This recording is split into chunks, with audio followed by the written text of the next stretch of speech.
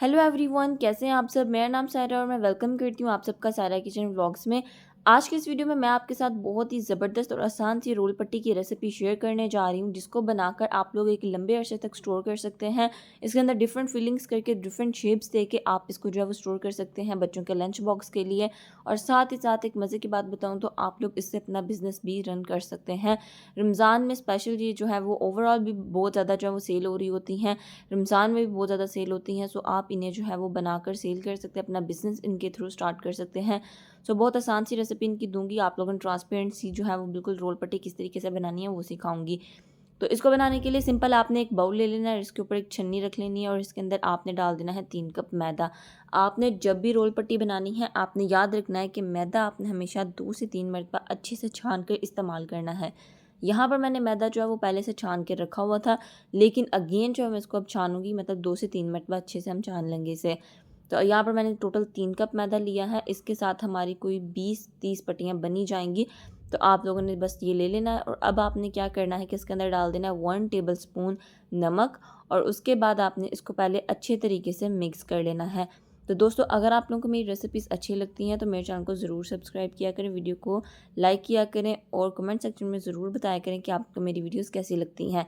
फिर आपने नॉर्मल पानी लेना है और उसकी मदद से आपने इसको गूँध लेना है। 3 कप मैदे के लिए आपको 1.5 कप पानी रिक्वायर्ड होगा। मैंने यहाँ पर 2 कप लिया था और उसके बाद जो है वो यहाँ पर ये वाला बच गया था। ठीक है, तो अब आपने इसका बॉल बना के रख देना है। यहाँ पर आप लोग देख सकते हैं कितनी क्वांटिटी में ये बच चुका है, मतलब 1.5 कप जितना पानी हमारा यूज़ हुआ था। अब आपने इसको कवर करके तकरीबन 10 मिनट का जो है वो टोटल रेस्ट देना है। उतनी देर में आप अपने किचन का कोई भी काम तय कर सकते हैं। तो मैं जो है इसे रेस्ट देके अच्छी खासी अपनी फिलिंग जो है वो इनके लिए तैयार कर ली थी, जो कि इसके अंदर फिल करनी है। सो उसके बाद मैंने जो है वो इसको लिया और अब हम इसको जो है वो नेक्स्ट बनाना स्टार्ट करते हैं। सो अब यहाँ पर हम अगेन इसको थोड़ा सा मसल लेंगे, यानी आप जिस तरीके से आटा गूँधते ना उस तरीके से हमने इसको थोड़ा सा अच्छे से गूँध लेना है। और उसके बाद अब आपने क्या करना है, इसका बॉल बना के रख लेंगे। अब बेस्ट टिप आगे जाके मैं आपको दूँगी। इस तरीके से मैंने बहुत से लोगों को बनाते देखा है, लेकिन मैंने बहुत ज़्यादा नोटिस किया है उनकी बहुत मोटी-मोटी जो रोटी होती है ना वो तैयार होती है। सो यहाँ पर ही आपने याद रखना है कि आपने बहुत छोटे-छोटे पेड़े, छोटे-छोटे बॉल्स जो हैं वो तैयार करने हैं, ठीक है? छोटे-छोटे बॉल्स तैयार करेंगे, रोटी आपकी पतली ही रहेगी, फिर ट्रांसपेरेंट बनेगी। तो इस तरीके के छोटे-छोटे पेड़े आपने बनाकर तैयार कर लेना। मैंने देखा है बहुत बड़े-बड़े पेड़े जो है लोग तैयार करते हैं, वो गलती आपने नहीं करनी है।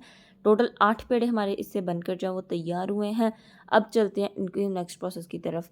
तो इसके लिए अब आपने क्या करना है, अपने काउंटर पे अपनी स्लैब पे आपने जो है इस तरीके से मैदा जो है वो डस्ट कर लेना है और उसके बाद यहाँ पर मैं जो है वो रखूँगी अपना फर्स्ट पेड़ा। जो आपने सबसे पहले बना के रखा होगा ना, आपने वही यूज़ करना है। उसके बाद इसके ऊपर भी अपने अच्छा सा मैदा लगा देना है और रोलिंग पिन की वजह से आपने इसकी बिल्कुल ट्रांसपेरेंट सी, मतलब पतली सी रोटी जो है वो बेल लेनी है। इस तरीके से करके सबसे पहले आपने जो है वो 8 की 8 रोटियां बेल लेनी हैं।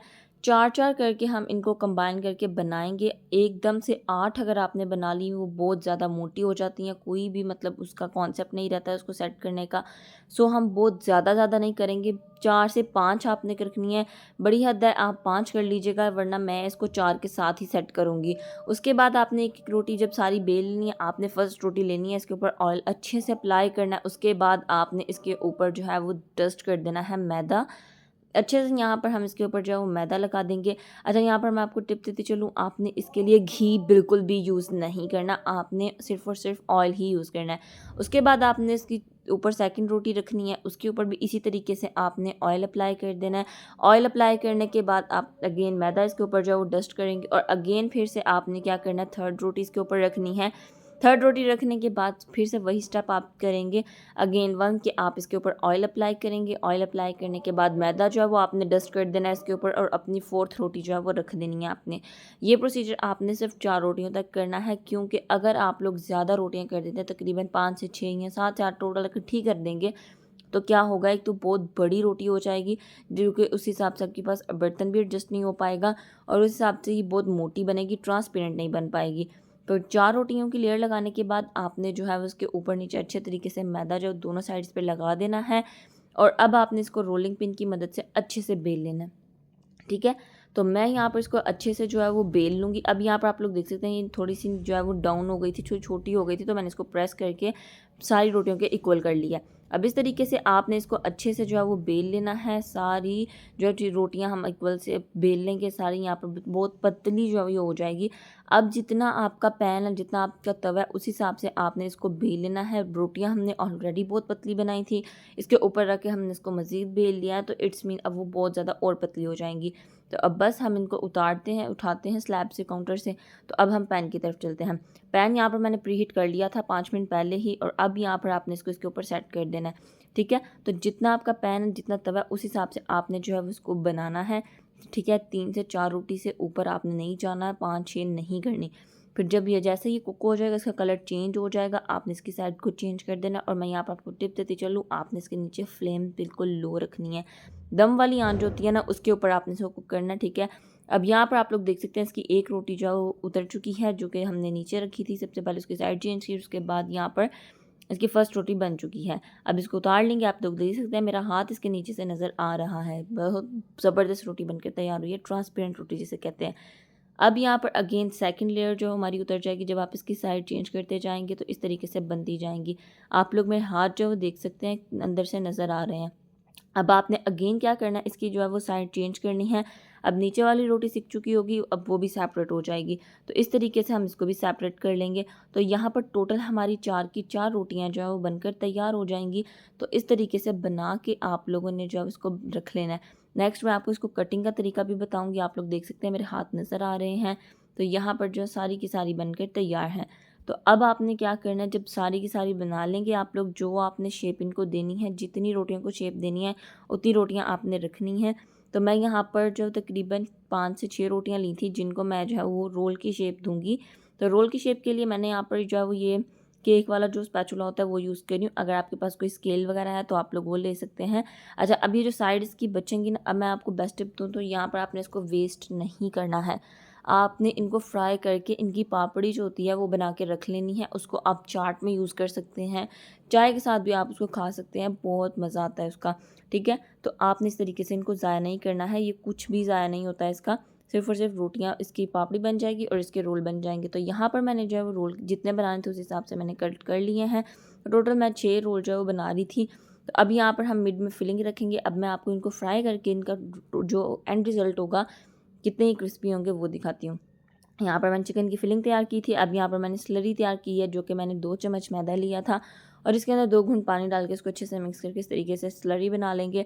अब आपने साइड से इसको फोल्ड करना है और जो स्लरी आपने बनाकर तैयार की होगी वो आपने ब्रश की मदद से या चम्मच की मदद से इसके ऊपर लगा देनी है और इस तरीके से उसको फोल्ड कर देना है।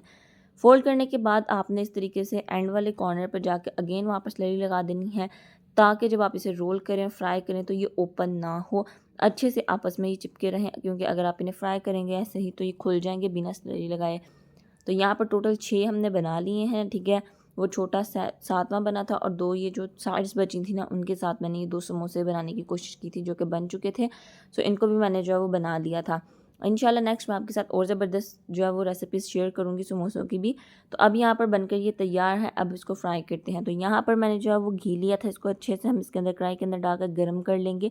मीडियम सा गर्म करना है। आपने इसके अंदर रोल डाल देने हैं, जितने आप एक राउंड में इजीली संभाल सकते हैं या जितने आप डाल सकते हैं उतने आपने डाल के इनको फ्राई कर लेना है। तो जैसे ही गोल्डन सा प्यारा सा कलर आएगा तब तक आपने इसको जो है कुक करना है। तो यहाँ पर ज़बरदस्त से रोल आपके बनकर तैयार हो जाएंगे। आपको जो शेप देनी है इस पट्टी की, आप वो शेप कट कर सकते हैं। अगर आपको समोसा बनाना है उसे आप समोसे की पट्टी तैयार कट कर सकते हैं। रोल बनाना है तो आप रोल की पट्टी को कट कर सकते हैं। तो यहाँ पर आप लोग देख सकते हैं इनके ऊपर खूबसूरत सा कलर आ चुका है।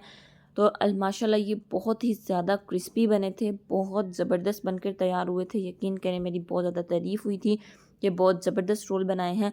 सो आप लोगों ने भी इसी तरीके से बनाकर इनको तैयार करना है, आपकी भी तारीफ़ पक्की है। तो अब यहाँ पर मैं आपको तोड़ के भी दिखाऊंगी कि कितने क्रिस्पी हैं, एकदम से टक करके ये टूटेगा। तो आई होप सो आज की वीडियो आपके लिए बहुत ज़्यादा हेल्पफुल रही होगी। अगर हेल्पफुल रही है तो आप लोगों ने मेरे चैनल को ज़रूर सब्सक्राइब करना है, वीडियो को लाइक करना है, अपनी फ्रेंड्स और फैमिली के साथ इस वीडियो को ज़रूर शेयर कीजिएगा। तो मिलते हैं इंशाल्लाह नई नेक्स्ट वीडियो के साथ, तब तक के लिए अल्लाह हाफिज़।